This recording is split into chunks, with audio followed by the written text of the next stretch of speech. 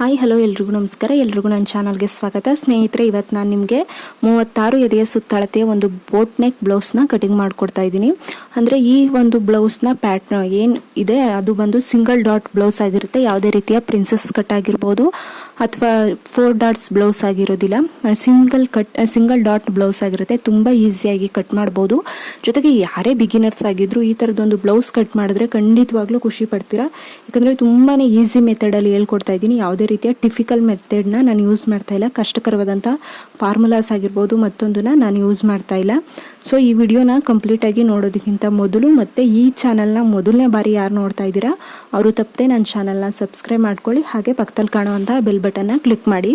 So ಸ್ನೇಹಿತರೆ, ಈಗ ನಾನು ಮೊದಲೇ ಹೇಳಿದಾಗೆ ಬ್ಲೌಸ್ನ ನಾನು 4 ಡಾಟ್ ಸಿಂಗಲ್ ಡಾಟ್ ಯೂಸ್ ಮಾಡ್ತಾ ಇರೋದ್ರಿಂದ ನಾನು ಇಲ್ಲಿ ಫ್ರಂಟ್ ಪಾರ್ಟು ಮತ್ತು ಬ್ಯಾಕ್ ಪಾರ್ಟ್ ಎರಡೂ ಒಟ್ಟಿಗೆ ಕಟ್ ಮಾಡ್ಕೋತಾ ಇದ್ದೀನಿ. ಹಾಗಾಗಿ ಇದು ಬಂದು ಫ್ರಂಟ್ನ ಬ್ಲೌಸ್ ಪಾರ್ಟು, ಇದು ಬಂದು ಬ್ಯಾಕ್ದು, ಎರಡೂ ಕೂಡ ಡಬಲ್ ಫೋಲ್ಡಲ್ಲಿ ಹಾಕೊಂಡಿದ್ದೀನಿ. ಒಟ್ಟು 4 ಫೋಲ್ಡಲ್ಲಿದೆ.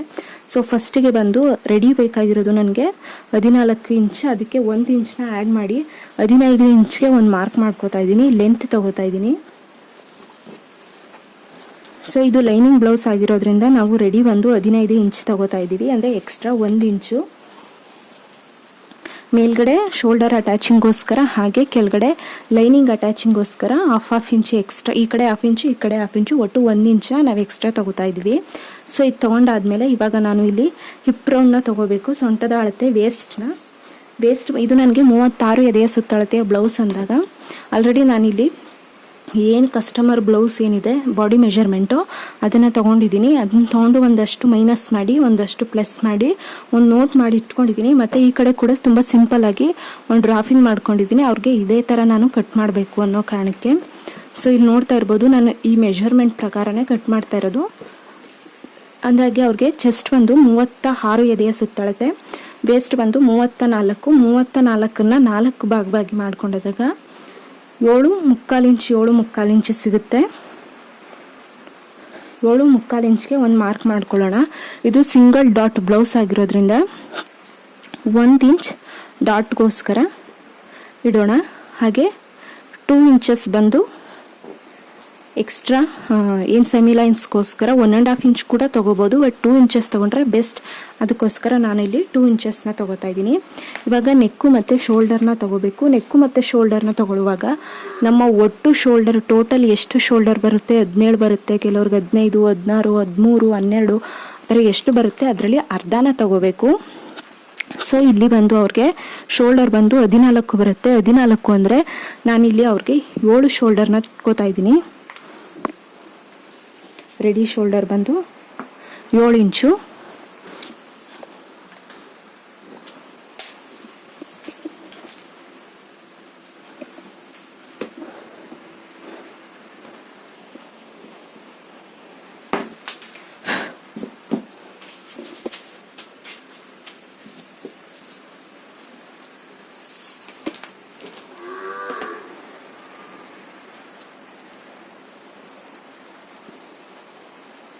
ಯಾಕೋ ಚಾಕ್ ಹೇಳಿದ ಮಾತು ಕೇಳ್ತಾನೆ ಇಲ್ಲ, ಪದೇ ಕಟ್ ಆಗ್ತಾ ಇದೆ. ಒಂದು ಸೆಕೆಂಡ್.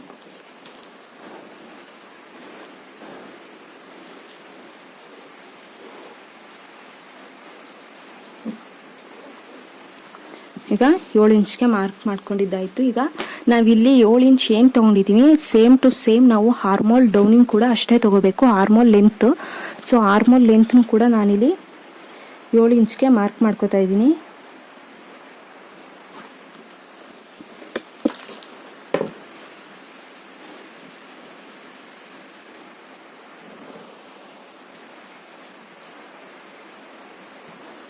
ಏಳು ಇಂಚ್ಗೆ ಮಾರ್ಕ್ ಮಾಡ್ಕೊಂಡಿದ್ದಾಯಿತು. ಇವಾಗ ಬಂದು ಚೆಸ್ಟ್ನ ಮಾರ್ಕ್ ಮಾಡ್ಕೋಬೇಕು. ನಾನು ಮೊದಲೇ ಹೇಳಿದಾಗೆ 36 ಎದೆಯ ಸುತ್ತಳತೆಯ ಚೆಸ್ಟ್ ಆಗಿರೋದ್ರಿಂದ ಇದಕ್ಕನ್ನ 4 ಭಾಗವನ್ನಾಗಿ ಮಾಡ್ಕೊಂಡಾಗ ನಮಗೆ 8.5 ಚೆಸ್ಟ್ ಬರುತ್ತೆ. Extra 2 inches. ಸೊ ಇವಾಗ ಇವೆರಡು ಲೈನ್ನ ಜಾಯಿಂಟ್ ಮಾಡ್ಕೊಳ್ಳೋಣ.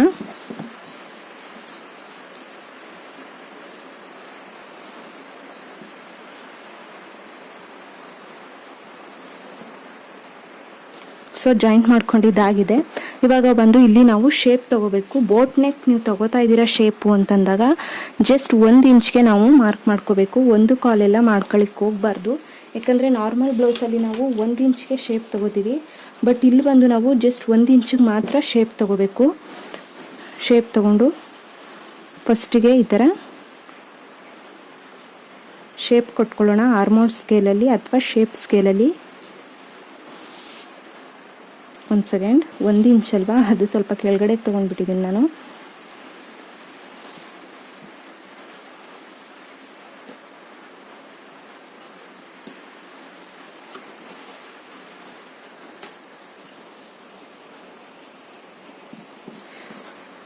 ಇವಾಗ ನಾವು ನಮಗೆ ಆರ್ಮೋಲ್ ರೌಂಡ್ ಏನಿದೆ ಅದು ಬಂದು 8 ಇಂಚಸ್ಗೆ ಬರಬೇಕು. ಸೊ ಕರೆಕ್ಟಾಗಿ 8 ಇಂಚಸ್ ರೌಂಡಿಂಗ್ ಇದೆಯಾ ಅಂತ ಚೆಕ್ ಮಾಡ್ಕೊಳ್ಳೋಣ. ಎಸ್, ಕರೆಕ್ಟು ನಮಗೆ 8 ಇಂಚಸ್ಸು ರೌಂಡಿಂಗ್ ಬರ್ತಾ ಇದೆ. ಅಂದರೆ ನಾವು ಕರೆಕ್ಟಾಗಿ ಇಲ್ಲಿ ಚೆಸ್ಟ್ ಎಷ್ಟು ಇಟ್ಕೊಂಡಿದ್ವಿ ಅಲ್ಲಿಗೆ ಬಂದು ನಮ್ಮ ಈ ಶೇಪು ರೌಂಡಿಂಗ್ ಆರ್ಮೋಲ್ ಶೇಪ್ ಬರಬೇಕು. ಆವಾಗ ನಮಗೆ ಕರೆಕ್ಟಾಗಿ 8 ಇಂಚಸ್ ಬರೋದಕ್ಕೆ ಸಾಧ್ಯ. ಇಲ್ಲಿ ನೋಡಿ ನನಗೆ ಈ ಶೇಪು ಕರೆಕ್ಟಾಗಿ ಬಂದಿದೆ. ಇದು ಬಂದು ಎಕ್ಸ್ಟ್ರಾ ಶೇಪ್ ಆಗಿರುತ್ತೆ. ಮತ್ತು ನಾವು ಒಂದು 1/4 ಇಂಚಷ್ಟು ಕೆಳಗಡೆಗೆ ಇದನ್ನು ಡೌನಿಂಗ್ ಮಾಡ್ಕೋಬೇಕಾಗುತ್ತೆ ಶೇಪ್ನ. ಇವಾಗ ಬಂದು ನೆಕ್ಕು ಮತ್ತು ಶೋಲ್ಡರ್ನ ಎಷ್ಟೆಷ್ಟು ಇಟ್ಕೋಬೇಕು ಅಂತ ತಿಳಿಸ್ಕೊಡ್ತೀನಿ. ಹಾಗೆ ಇಲ್ಲಿ ಬೋಟ್ ನೆಕ್ ಅಂದ ಕೂಡಲೇ ನಮಗೆ ನೆನಪಿಗೆ ಬರೋದು ನೆಕ್ ಡೌನಿಂಗು. ನೆಕ್ ಮೇನ್ ಡೌನಿಂಗ್ ಬಂದು 3 ಇಂಚಸ್ಸು. 3 ಇಂಚಸ್ಗಿಂತ ಕಡಿಮೆ ಯಾವುದೇ ಕಾರಣಕ್ಕೂ ಇಟ್ಕೋಬಾರ್ದು. ಅದ್ರ ಜೊತೆಗೆ ಇಲ್ಲಿ ಬಂದು ನಾನು ಮೊದಲೇ 1/2 ಇಂಚ್ಗೆ ಲೈನ್ ಹಾಕೊಂಡು ಬಿಡ್ತೀನಿ. ಬಿಕಾಸ್ ಇದು ಬಂದು 1/2 ಇಂಚು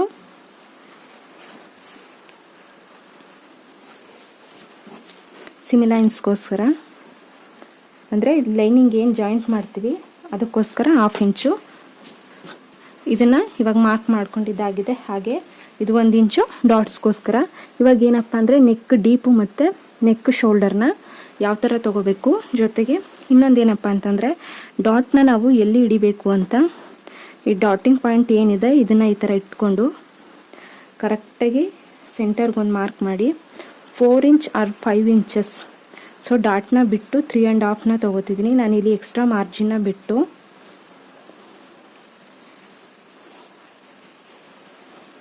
ಇದು ಬಂದು 1/2 ಇಂಚಸ್ ತೊಗೊಂಡ್ರೆ ಸಾಕಾಗುತ್ತೆ. ನೋಡಿ ಇಷ್ಟೇ. ಇವಾಗ ನೆಕ್ ಡೀಪು ಮತ್ತು ಶೋಲ್ಡರ್ ಎಷ್ಟು ಇಟ್ಕೋಬೇಕು, ಡೀಪ್ ಎಷ್ಟು ಇಟ್ಕೋಬೇಕು ಅಂತ ನೋಡೋಣ. ಸೊ ನಾನಿಲ್ಲಿ 7 ಇಂಚಸ್ಗೆ ಏನು ಶೋಲ್ಡರ್ ತೊಗೊಂಡಿದ್ದೀನಿ. ಇದರಲ್ಲಿ ನಾನು ಸ್ಲೀವ್ಸ್ನ ನೆಕ್ ಬಿಡ್ತು ಬಂದು 3.5 ಇಂಚಸ್ ಅಥವಾ 3.25 ಇಂಚ್ಗೆ ತೊಗೋತೀನಿ. ಇಲ್ಲಿ ನೋಡಿ ನಾನು 3.5 ಇಂಚ್ಗೆ ನೆಕ್ ಬಿಡ್ತು ತೊಗೊಂಡಿದ್ದೀನಿ. ಹಾಗೆ ಡೀಪ್ ಕೂಡ 3.5 ಇಂಚಸ್ನೇ ತೊಗೋತೀನಿ. ಯಾಕಂದರೆ ಮೇಲ್ಗಡೆ ಶೋಲ್ಡರ್ ಅಟ್ಯಾಚ್ಗೋಸ್ಕರ 1/2 ಇಂಚ್ ಹೋಗುತ್ತೆ. ಆ ಕಾರಣಕ್ಕೋಸ್ಕರ ಇಲ್ಲೊಂದು ಲೈನ್ ಹಾಕ್ಕೊಳ್ಳೋಣ.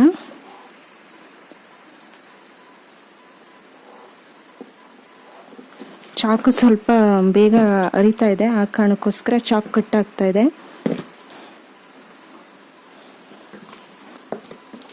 ಲೈನ್ ಹಾಕೊಂಡಿದ್ದಾದ ನಂತರ ಇದಕ್ಕೊಂದು ಸಿಂಪಲ್ ಆಗಿ ಶೇಪ್ ಕೊಡ್ತೀನಿ, boat neck shape.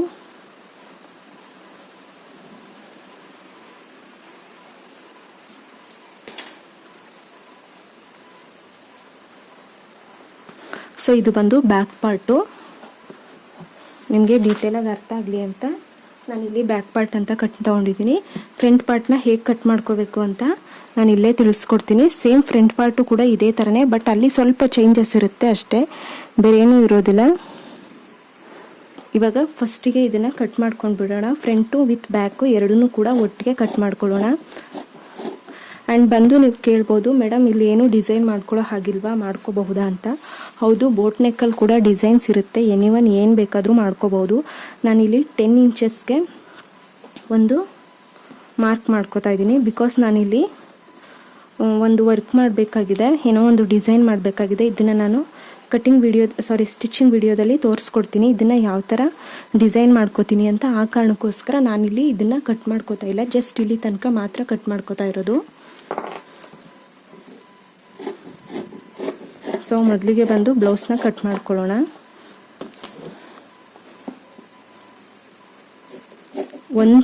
One dot ಬ್ಲೌಸ್ನ cut ಮಾಡ್ಕೊಳ್ಳೋದು ತುಂಬಾ ಈಸಿ.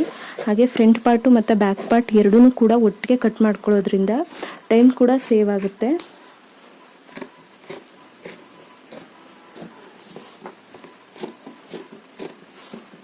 ಬಟ್ ಕಟ್ ಮಾಡುವಾಗ ತುಂಬ ಕೇರ್ಫುಲ್ಲಾಗಿ ಕಟ್ ಮಾಡ್ಕೊಳ್ಳಿ. ಕೆಳಗಡೆ ಯಾವುದಾದ್ರೂ ಎಕ್ಸ್ಟ್ರಾ ಬಟ್ಟೆ ಅಥವಾ ನಿಮ್ಮ ಬಟ್ಟೆನೇ ಸ್ವಲ್ಪ ಆ ಕಡೆ ಈ ಕಡೆ ಜಾರ್ತು ಅಂದರೆ ಬ್ಲೌಸ್ ಪೀಸ್ ಹಾಳಾಗೋ ಚಾನ್ಸಸ್ ತುಂಬಾ ಇರುತ್ತೆ. ಸೊ ಇದು ಬಂದು ಬ್ಯಾಕ್ ಪಾರ್ಟು, ನಾನು ಆಲ್ರೆಡಿ ಮಾರ್ಕ್ ಮಾಡ್ಕೊಂಡಿದ್ದೀನಿ. ಸೊ ಇವಾಗ ಬಂದು ಫ್ರಂಟ್ ಪಾರ್ಟ್ಗೆ ಹೋಗೋಣ. ಸೊ ಫ್ರಂಟ್ ಪಾರ್ಟಲ್ಲೂ ಅಷ್ಟೇ ತುಂಬಾ ಈಸಿ. ಸೇಮ್ 3.5 ಏನು ನಾನು ನೆಕ್ ತೊಗೊಂಡಿದ್ದೆ ಅದೇ ಥರ 3.5 ನೆಕ್ ತೊಗೊಳ್ಳೋಣ.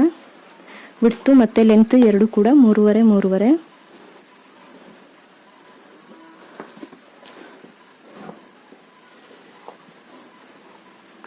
ಸಿಂಪಲ್ಲಾಗಿ ಈ ಥರದ್ದೊಂದು ಮಾರ್ಕ್ ಮಾಡ್ಕೋತೀನಿ. ಅಥವಾ ನೀವು ಆರ್ಮೋಲ್ ಸ್ಕೇಲಲ್ಲೇ ಶೇಪ್ ಸ್ಕೇಲಲ್ಲೇ ಮಾಡ್ಕೊಳ್ಳೋಣ ಅಂದರೆ ಓಕೆನೇ.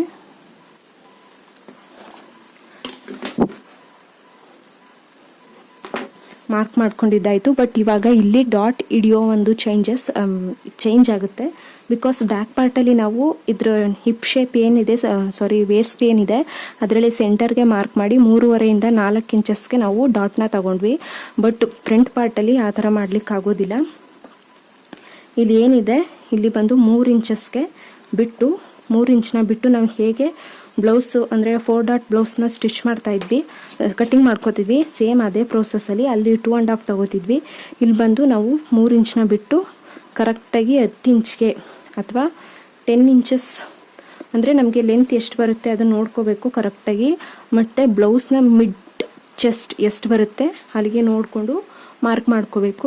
ಸೊ ನಾನಿಲ್ಲಿ ಮಾರ್ಕ್ ಮಾಡ್ಕೊಂಡಿದ್ದೀನಿ. ಯಾಕಪ್ಪ ಅಂತಂದರೆ ಚೆಸ್ಟ್ ಪಾಯಿಂಟ್ ಬಂದು 10 ಇಂಚಸ್ ನನಗೆ ಇಲ್ಲಿಗೆ ಕರೆಕ್ಟಾಗಿ ಬರ್ತಾ ಇದೆ.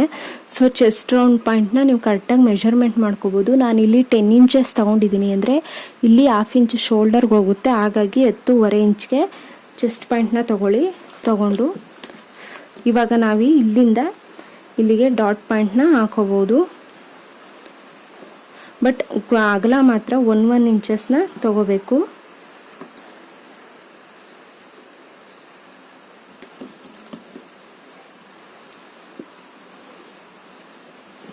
ಒನ್ ಡಾಟ್ ಬ್ಲೌಸ್ ಅಂದ ತಕ್ಷಣ ಫ್ರಂಟು ಮತ್ತು ಬ್ಯಾಕ್ ಎರಡೂ ಕೂಡ ಒಂದೇ ಥರ ಇರುತ್ತೆ ಅಂದ್ಕೊಳ್ಳೋದು ತಪ್ಪು. ಹಾಗೆ ಇವಾಗ ಬಂದು ಹಿಪ್ ರೌಂಡ್ನ ತೊಗೊಳ್ಳೋಣ. ಆರ್ಮೋಲ್ ರೌಂಡು ನೋಡಿ ಈ ಥರ ಇಟ್ಕೊಂಡು ಫಸ್ಟಿಗೆ ಸಿಂಪಲ್ಲಾಗಿ ಒಂದು ಲೈನ್ ಹಾಕ್ಕೊಳ್ಳೋಣ. ಫಸ್ಟ್ ಎಷ್ಟೆಷ್ಟಿತ್ತು ಅಷ್ಟಕ್ಕೆ ಈ ಥರ ಒಂದು ಲೈನ್ ಹಾಕ್ಕೊಳ್ಳೋಣ. ಒಂದು ಟ್ರಕ್ ಬ್ಲೌಸ್ಗೆಲ್ಲ ಸೇಮ್ ಇದೇ ಥರ ಬರೋದು. ಚೆಸ್ಟ್ ಬಂದು 8.5 ಇದೆ ಅಲ್ವಾ. ನಾವಿಲ್ಲಿ ಆರ್ಮೋಲ್ ಲೆಂತ್ನ ತೊಗೊಂಡಿದ್ದೀವಲ್ವಾ. ಬಟ್ ಇಲ್ಲಿ ಫ್ರಂಟ್ ಪಾರ್ಟಲ್ಲಿ ಸ್ವಲ್ಪ ಚೇಂಜಸ್ ಆಗುತ್ತೆ. ಒಂದು 1/2 ಇಂಚು ಅಥವಾ 1 ಇಂಚು ನಾವಿಲ್ಲಿ ಲೆಂತ್ನ ಒಳಗಡೆ ತೊಗೋಬೇಕು. ಕರೆಂಟ್ ಬಂತು ನಿಜ. 1/2 ಇಂಚ್ ಈ ಥರ ಒಳಗಡೆ ತೊಗೊಂಡು, ಯಾಕಂದರೆ ನಾವು ಫ್ರಂಟ್ ಪಾರ್ಟಲ್ಲಿ ಬೋಟ್ ನೆಕ್ ಹಾಕಿದಾಗ ಈ ಥರ ಒಳಗಡೆ ತೊಗೊಂಡಾಗ ಫಿನಿಶಿಂಗ್ ತುಂಬ ಲುಕ್ಕಾಗಿ ಕಾಣಿಸುತ್ತೆ. ಆ ಕಾರಣಕ್ಕೋಸ್ಕರ 1/2 ಇಂಚ್ ಒಳಗಡೆ ತೊಗೊಂಡು ಈ ಥರ ಸ್ವಲ್ಪ ಕ್ರಾಸಾಗಿ 1 ಇಂಚ್ ಕೂಡ ತೊಗೋಬೋದು. ಸ್ವಲ್ಪ ಲೆಂತ್ ಅಂದರೆ ಸ್ವಲ್ಪ ದಪ್ಪ ಇರೋರು 1 ಇಂಚ್ ತೊಗೊಳ್ಳಿ. ಈ ಥರ ಸ್ವಲ್ಪ ಕ್ರಾಸಾಗಿ ಲೈನ್ನ ಹಾಕ್ಕೋಬೇಕು. ನೋಡಿ ಸೇಮ್ ಪ್ರೋಸೆಸ್ ಎಲ್ಲ ಹಾಗೇ ಇರುತ್ತೆ. ಬಟ್ ಇಲ್ಲಿ ಮಾತ್ರ 1 ಇಂಚ್ ಒಳಗಡೆ ತೊಗೋಬೇಕು. 1 ಇಂಚ್ ಅದೇ ಹೇಳಿದ್ನಲ್ಲ, ಫ್ರಂಟ್ ಪಾರ್ಟಲ್ಲಿ ಫಿನಿಶಿಂಗ್ ಚೆನ್ನಾಗಿ ಬರುತ್ತೆ. ಇವಾಗ ಆರ್ಮೋಲ್ ರೌಂಡ್ ಬಂದು 1 ಇಂಚ್ಗೆ ಮಾರ್ಕ್ ಮಾಡಿಕೊಂಡು ಈ ಥರ ಒಂದು ಸ್ಕೇಲಲ್ಲಿ ಶೇಪ್ ತೊಗೋಬೇಕು. ಶೇಪ್ ತೊಗೊಂಡ ನಂತರ ಇವಾಗ ಈ ಶೇಪ್ನ ನಾವು ಕ್ಲೀನಾಗಿ ಕಟ್ ಮಾಡ್ಕೋಬೇಕು.